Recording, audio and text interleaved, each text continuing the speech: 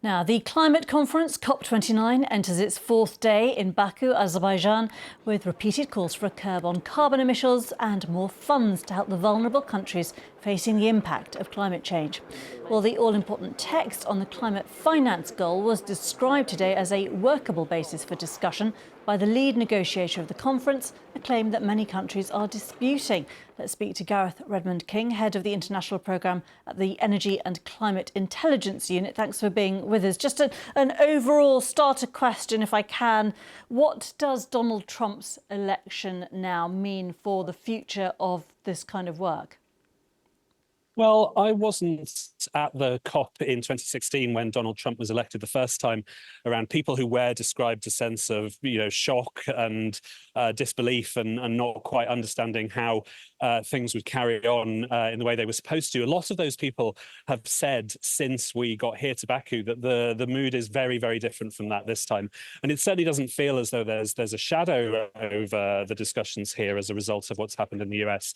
In fact, most people here know that where Trump tried to halt the clean energy transition globally, tried to disrupt global climate talks, and indeed tried to put a stop on clean energy in the US, he actually failed on all three fronts in his first term of office. So given how far we've moved since then, and there is twice as much renewable power capacity in the world as there was when he last left office, for example, it will actually be even harder for him this time to disrupt talks like this, or even, in fact, the transition to clean energy in the United States.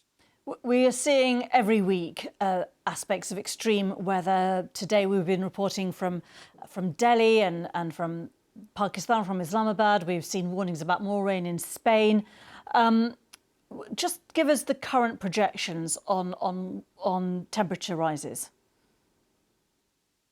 Well, as things currently stand, the assessment that the United Nations did just before this meeting started was that on the current plans that exist in countries' commitments to cut emissions, we're probably on track for something like 2.6 to 3.1 degrees of temperature rises over the course of this century. To put that into context, we're at 1.5 degrees just now, where we're seeing some of the impacts that you've just described and some of the devastating threats, the existential threats to some of the countries that we've heard from their leaders here at COP over the last couple of days.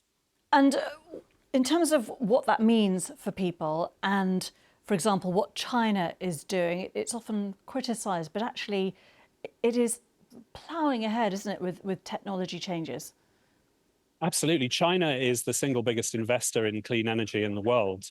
And in many ways, it's the rate of China's investment in clean energy that drove the current US administration under Joe Biden to introduce the Inflation Reduction Act, which commits hundreds of billions, which will leverage over $1 trillion, it's estimated, in terms of investment into clean energy in and from the United States to be in that competition, to reap the opportunities that there are from that growing global market. The EU joined the race to the top and started to compete with the United States, and that's very much the kind of the market position now. Is that this sector, the clean energy sector, is absolutely booming globally, and a lot of that is being driven by China. And there are analysts who say that the sheer rate of China's deployment of renewables and slowing of investment in coal-fired power in their own country suggests that their emissions are looking quite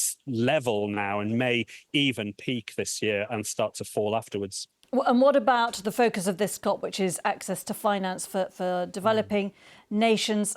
How do you think that is going to resolve at this COP? And is it worrying that leaders like Narendra Modi and other global leaders are not there, even though Keir Starmer from the UK was there, of course, earlier this week?